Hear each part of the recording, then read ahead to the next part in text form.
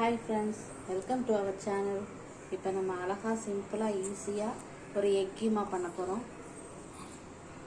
என்னோட ஸ்டைல்ல. எல்லாரும் பாருங்க எப்படி இருக்குன்னு நீங்களும் செஞ்சு பார்த்துட்டு சொல்லுங்க. இப்போ இதுக்கு என்னென்ன பொருளெல்லாம் தேவைன்னு சொல்றேன் பார்த்துக்கோங்க.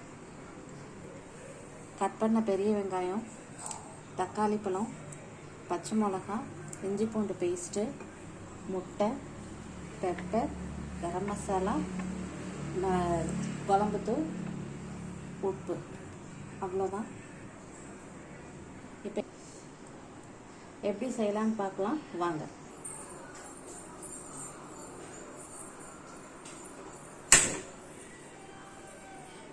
அடுப்பு ஆன் பண்ணி கடாயை வச்சுக்கலாம்.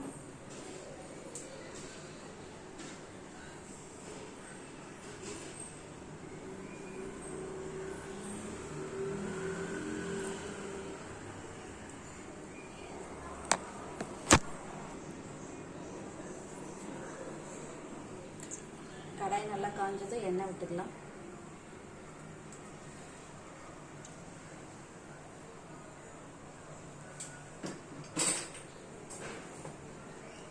எண்ணெய் காஞ்சது, சோம்பு போட்டுக்கலாம்.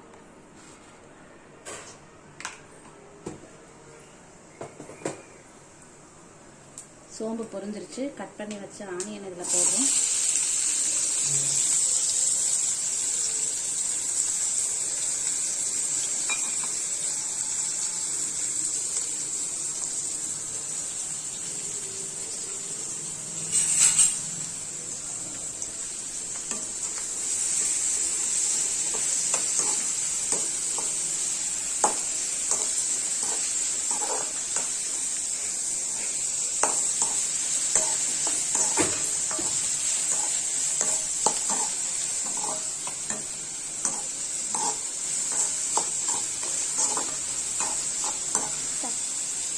ஆனியன் நல்லா வதங்கணும்.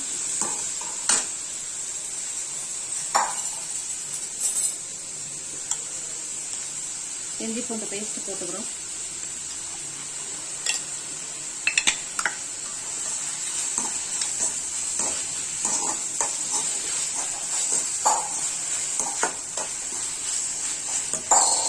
கொஞ்சம் நல்லா வதங்கட்டும்.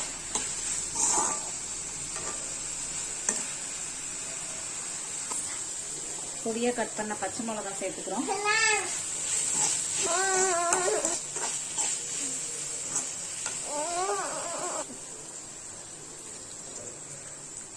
இப்போ தக்காளி பழம் சேர்த்துக்கலாம்.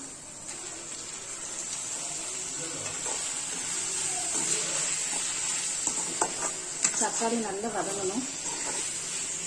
அதனால கொஞ்சமாக உப்பு சேர்த்துக்கலாம். இப்போ கொஞ்சமா சேர்த்துக்கோங்க, மித்தது அப்புறம் பார்த்துக்கலாம்.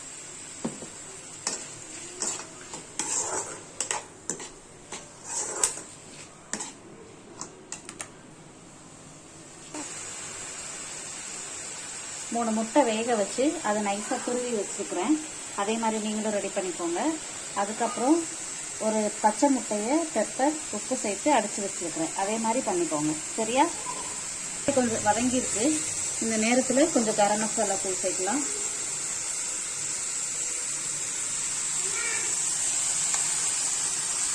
அப்புறம் மிளகாத்தூள் சேர்த்துக்கலாம். குழம்பு மிளகாத்தூள் கொஞ்சம் சேர்த்துக்கோங்க. இது தனி மிளகாத்தூள் தனியாக சேர்த்து நான் சேர்ப்பேன். நீங்கள் உங்கள் வீட்டில் எப்படி அரைச்சி வச்சுருக்கீங்களோ அதுக்கு ஏற்ற மாதிரி நீங்கள் பண்ணிக்கோங்க. ரெண்டும் சேர்த்து அரைச்சிருந்தீங்கன்னா அதிலே போட்டுக்கோங்க. இல்லை மல்லி மிளகா தனியாக பண்ணியிருந்தீங்கன்னா அதுக்கு ஏற்ற மாதிரி அரைச்சிக்கோங்க.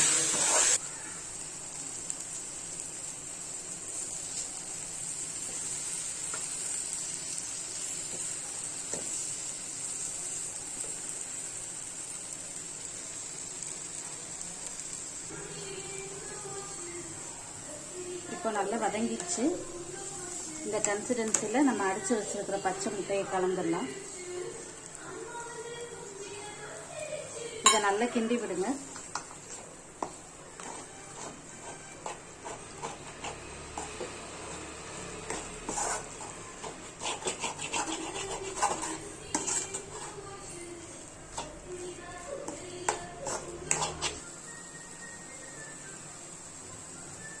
தேவையான அளவு உப்பு சேர்த்துக்கோங்க. இப்போ நம்ம துருவி வச்சிருக்கிற முட்டையை இதில் சேர்த்துக்கலாம்.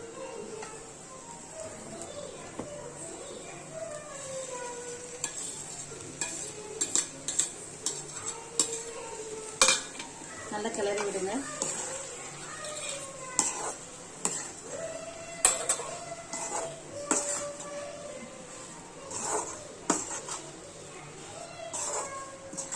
மசாலா நல்லா மிக்ஸ் ஆகணும்.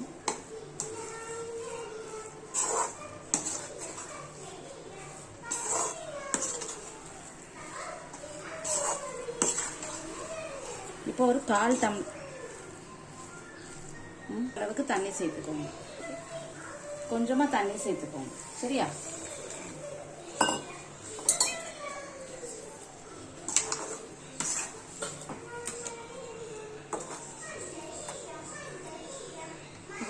கொஞ்ச நேரம் அடுப்பில் இருக்கட்டும்.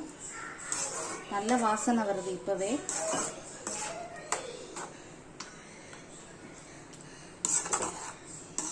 ரொம்ப தண்ணி சேர்த்துறாதீங்க. ஒரு 5 நிமிஷம் அடுப்பு ஆன்ல இருக்கட்டும். அதுக்கப்புறம் ஆஃப் பண்ணி கொத்தமல்லி கருவேப்பிலை தூவி சர்வ் பண்ணிடுங்க. மூடி போட்டு ஒரு 5 நிமிஷம் விடுங்க.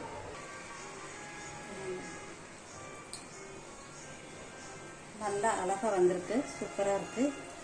வாசனையும் நல்லா இருக்கு. கொஞ்சமாக பெப்பர் தூவிக்கோங்க.